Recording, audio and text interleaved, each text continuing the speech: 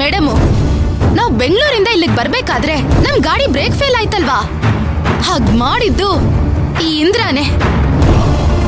ಕೊನೆಗೆ ಬಾಂಬ್ ಬಿಟ್ಟು ನಮ್ಮನ್ನ ಸಾಯ್ಸಕ್ಕೂ ನೋಡ್ದ. ಲೇ, ದ್ಯಾವ್ರು ಅಂತ ನಾಟಕ ಆಡ್ಕೊಂಡು ಇಂಥ ದ್ರೋಹದ ಕೆಲಸ ಮಾಡಿದ್ಯಾ? ನಾಚಿಕೆ ಆಗಲ್ವೇನೋ ನಿನ್ಗೆ? ಏಯ್, ನಿನ್ ಮೇಲೆ ಅಷ್ಟು ನಂಬಿಕೆ ಇಟ್ಟು ನಿನ್ನ ಊರ್ ಪ್ರೆಸಿಡೆಂಟ್ ಮಾಡಿ ನೀನು ಕೇಳ್ದಾಗೆಲ್ಲ ದುಡ್ಡು ಕೊಟ್ಟಿದೀವಿ.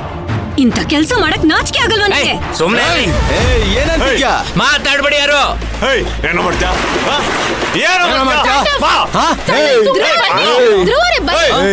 ಏನ್ರೋ ಮುಟ್ರೋ ನೋಡೋಣ ನಮ್ಮ ಅಣ್ಣನ್ನ. ಒಂದ್ ನಿಮಿಷ ಮುಟ್ರೋ ನೋಡೋಣ. ಮೂಡ್ಲಕ್ಕೊಬ್ಳು ಪ್ರೆಸಿಡೆಂಟು ಕೊಚ್ಚಾಕ್ಬಿಡ್ತೀವಿ. ಬಂಡ್ರೋ ಸುಮ್ನೆ ಇರಿ ಸರ್. ಏಯ್ ತಂಡು, ಏನ್ ಎಗರಾಡ್ತಾ ಇದೀಯಾ?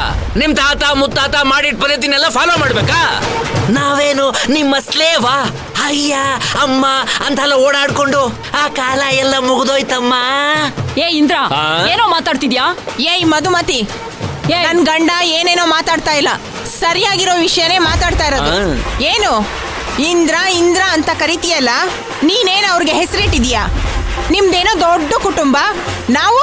ನೀವ್ ಹೇಳ್ದಂಗೆಲ್ಲ ಕೇಳ್ಕೊಂಡು ನಿಮ್ ಕಾಲ್ ಕೆಳಗ್ ಬಿದ್ದಿರ್ಬೇಕಾ? ನನ್ ಗಂಡ ಈ ಊರ್ ಪಂಚಾಯಿತಿ ಪ್ರೆಸಿಡೆಂಟ್. ನಮಗೂ ಮನೆ ಮಠ ಆಸ್ತಿ ಪಾಸ್ತಿ ಎಲ್ಲ ಇದೆ. ಎಲ್ಲ ಇದ್ಮೇಲೆ ನಿಮ್ದೇನು? ಬೆಂಗಳೂರಲ್ಲಿ ಇದ್ಕೊಂಡು 2 ವರ್ಷಕ್ಕೊಂದ್ಸಲ 3 ವರ್ಷಕ್ಕೊಂದ್ಸಲ ಇಲ್ಲಿಗೆ ಬಂದು 2 ದಿನ ಇದ್ದೋಗೋ ನೀವು ಈ ಊರ್ಗೆ ಲೀಡ್ರಾ? ನನ್ ಗಂಡ ಈ ಊರ್ ಲೀಡ್ರು. ರೀ, ಮುಚ್ಚ್ರಿ ಬಾಯ್ನ. ಅದೇನೋ ಇಲ್ದಿರೋರು ಊರ್ಗೆ ದೊಡ್ಡೋರಂತ ಅನ್ಸ್ಕೊಂಡ್ರಂತೆ. ಈ ಊರಿನ ಉಸ್ತುವಾರಿನೆಲ್ಲ ನಿಮ್ ಕೈಲಿ ಕೊಟ್ಟು ಬೆಂಗಳೂರಲ್ಲಿ ಊರ್ಗೋಸ್ಕರ ದುಡಿತಾವ್ರೆ ಅಂತವ್ರ ಬಗ್ಗೆ ಮಾತಾಡೋಷ್ಟು ದೊಡ್ಡವರಾಗ್ಬಿಟ್ರ ನೀವು? ಯಾಕೆ? ಎಲ್ಲ ವಿಷಯ ಗೊತ್ತಾಗೋಯ್ತು ಅಂತ ಧೈರ್ಯ ಬಂತ? ಇಲ್ಲ ಏನೋ ಮಾಡ್ಕೊಳಕ್ಕಾಗಲ್ಲ ಅಂತ ಜಮ್ಮ ಬಂತ?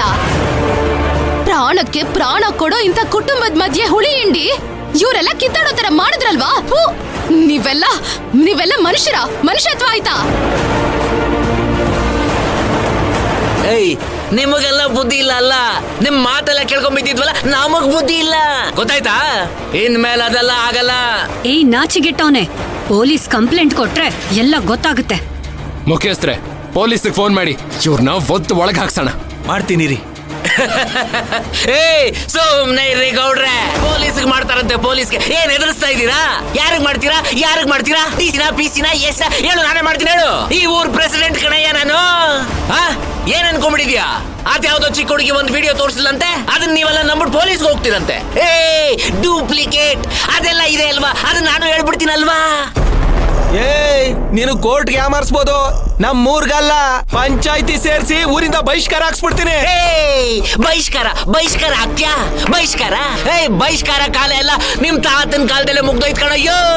ಈಗ ಬಹಿಷ್ಕಾರ ಹಾಕ್ತಾರಂತೆ. ಬಹಿಷ್ಕಾರ ಹಾಕಿ ನಾನು ಹೋಗ್ತೀನಿ ಕೋರ್ಟ್ಗೆ, ಹೇಳ್ತೀನಿ, ನನಗೂ ಗೊತ್ತೈತೆ ರೂಲ್ಸ್. ಏಯ್, ಎಷ್ಟೋ ಮಾತಾಡ್ತಿದ್ಯಾ? ನನಗ್ ಬರ್ತಾ ಇರೋ ಕೋಪಕ್ಕೆ ನಿನ್ ಕಪಾಳಕ್ ತೆಗೆದು ಬಾರಿಸ್ಬೇಕು ಅನಿಸ್ತಿದೆ. ನಾನ್ ನಿನ್ನಂತ ಪಾಪಿಗಳ ಮೇಲೆ ಕೈ ಮಾಡಬಾರ್ದು ಅಂತ ಸುಮ್ನೆ ಇದ್ದೀನಿ. ನಿನ್ ಮುಖ ನೋಡೋದಕ್ಕೆ ನಾಚಿಕೆ ಆಗ್ತಿದೆ. ನೀನ್ ಒಳ್ಳೆ ಮನುಷ್ಯ ಅಂತ ಅನ್ಕೊಂಡು ನಾವು ನೀನ್ ಕರೆದ ತಕ್ಷಣ ಬಂದ್ವಲ್ಲ, ನಮಗ್ ಬುದ್ಧಿ ಇಲ್ಲ. ಮೊದ್ಲು ಇವನಿಗಿರೋ ಪ್ರೆಸಿಡೆಂಟ್ ಪದವಿನ ಕಿತ್ಕೋಬೇಕು, ಆಗ್ಲೇ ಇಂಥವ್ರಿಗೆ ಬುದ್ಧಿ ಬರೋದು. ಮೇಡಮ್ ಸಾಕು, ನಿಲ್ಸಿ. ಮೊದ್ಲು ನೀವ್ ಹೇಳಿದ ಮಾತನ್ನ ನಡೆಸ್ಕೊಡಿ. ಏನು ಮರ್ತು ಬಿಟ್ರ ದೇವಸ್ಥಾನದಲ್ಲಿ ಹೇಳಿದ್ದು ಕಬಡ್ಡಿ ಮ್ಯಾಚ್ ಆಡ್ಬೇಕು, ಅದ್ರಲ್ಲಿ ಯಾರು ಗೆಲ್ತಾರೋ ಅಮ್ಮನವ್ರಿಗೆ ಅವ್ರ ಕಿರೀಟ ಹಾಕ್ಬೇಕು ಅಂತ. ನನ್ ತಮ್ಮ ವೀರು ಗೆದ್ದವನೇ.